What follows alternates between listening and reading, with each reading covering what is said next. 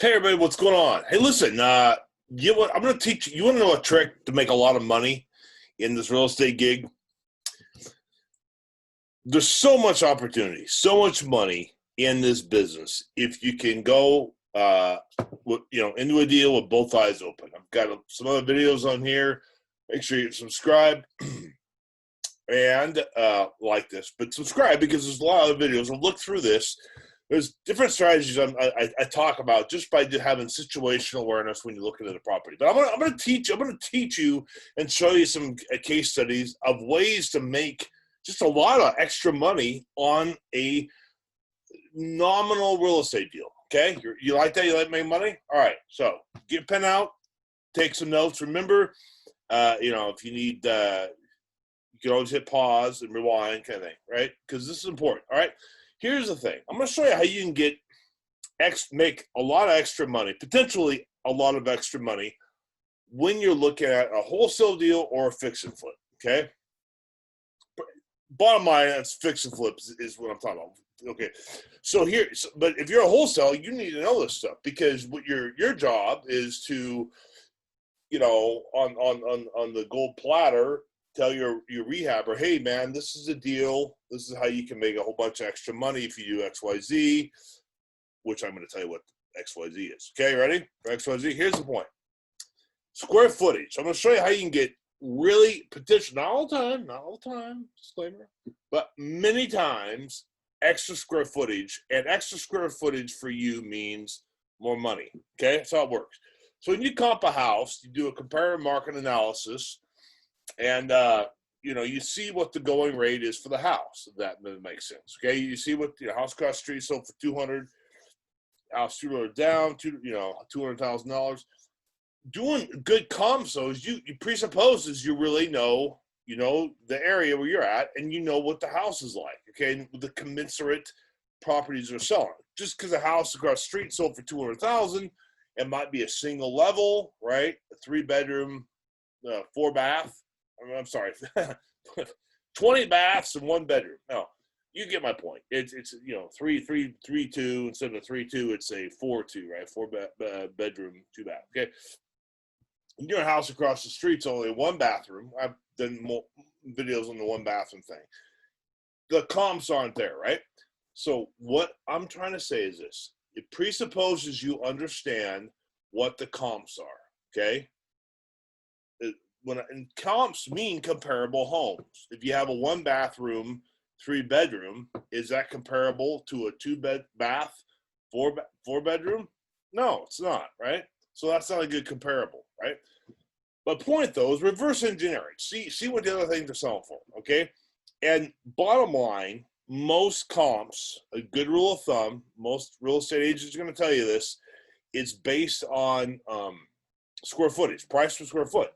Okay, and that could be. You could be anywhere. I don't know where you're at.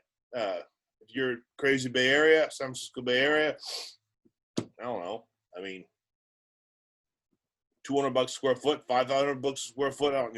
Compared to like you're out in Anderson, Indiana, and things are under $100 a square foot. It just really depends. You see what I'm saying? But the price per square foot is where I'm going with this. Okay, so if you look at a property and the square footage is low, and you're trying to sell X, per square foot, what's going to sell more? A 1,300 square foot or a 2,000 square foot? You see what I'm saying? Obviously, the 2,000 square foot, the more square footage you have, if it's really based on that number, then you're going to get more money in the house. Okay. Now that changes, of course, because typically smaller square footage houses, 1,300 square foot house, 1,100 square foot house, are going to sell more per square foot than a 2,000 square foot house, 4,000 square foot house, because it's just not the money is the plumbing and all this kind of stuff. But you get where I'm speaking in general terms, okay? But here's what I'm wanting to teach you right now. There's many times where I've got a house and I'm looking at the comps, and the comps as is are,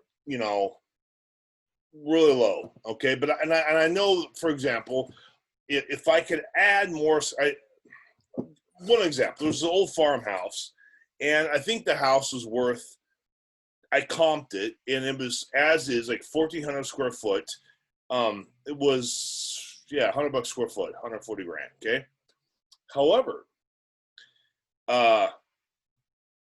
it's still $100 square foot ish for, actually, yeah, but for 200,000, for 2,000 square foot, right? So I go out there, right? And it's a small home, most, relatively small. Okay, it depends on where you're at, but it's a smaller home, 1,400 square foot, modest, let's say that, right? But I had a huge ass, like a big 3-car garage, okay? And farm was like 5 acres. It also had like a lean-to deal on the side of it, the house, which potentially could be another garage, right? And they had stuff in there. Anyways, so you know what I did to get cheap square footage?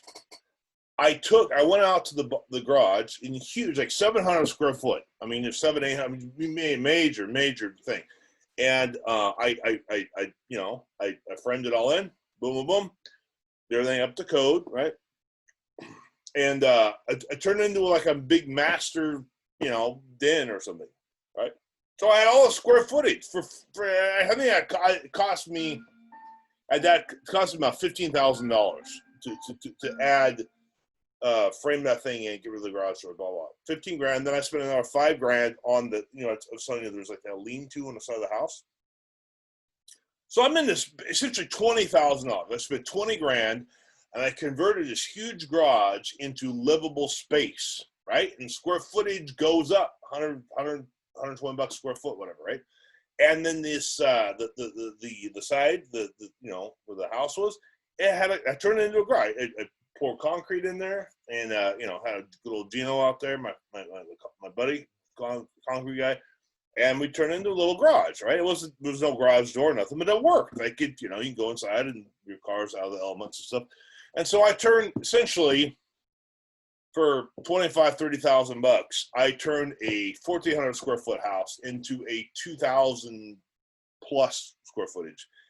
I put 30 grand into it. No, like 20. Yeah, I say 30 grand. Right? I had rehabbed some. I had a dog in there. It stunk it up a little bit. Anyways, got all clean.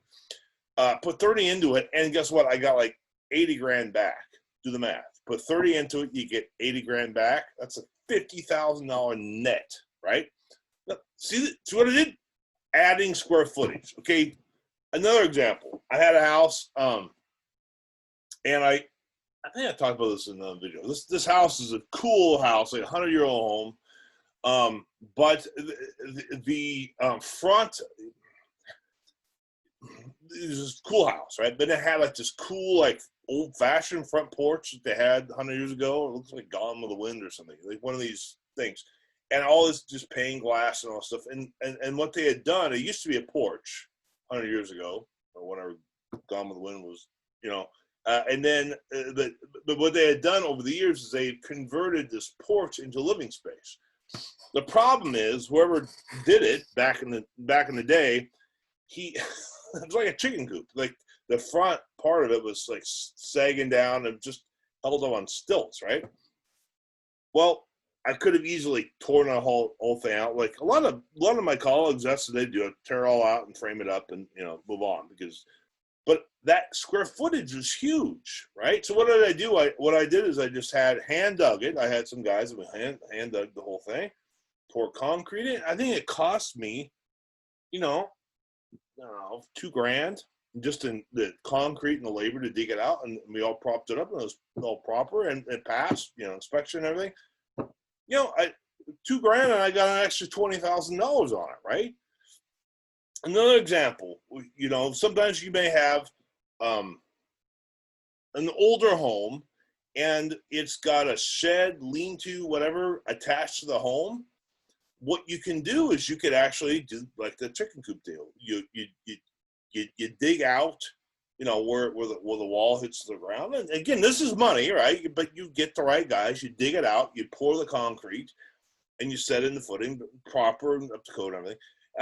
Insulation up top, right? This is the shed. And then, you frame in the bottom and you're in at 20 grand, right? But all of a sudden you've got an extra, you know, $50,000 in value because you added more square footage. See what I'm saying?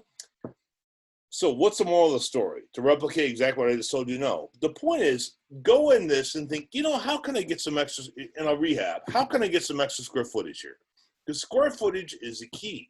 And if you know what stuff's selling for, price per square foot, and you can do the math, do the arbitrage between, you know, spending 10 grand, 5, 10, 20 grand, and you get an extra 80, 90, $100,000 in a house, that's the money, and it's free. It's free in a sense that it's knowledge based on situational awareness and just in real estate acumen, and you can do this, okay?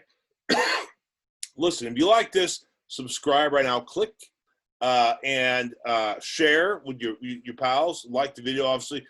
And if you have any questions about these kinds of strategies, they're all over the place. They're all over the place. And the thing is, this isn't like just going to, you know, if you don't do it in the next 2 months, it's going to end. No, these strategies are, dare I say, eternal. These are strategies that are always going to work for real estate. So if you have any questions, call me. My phone number's down there. Just scared to call. You can text me or email me. If you call me, I might bite you, right? Actually, call. I'm here for you, okay? I know what it's like.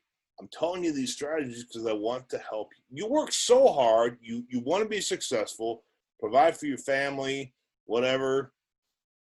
Call me. I can help you, okay? But these strategies make you money, all right? God bless, and we will talk to you in the next video.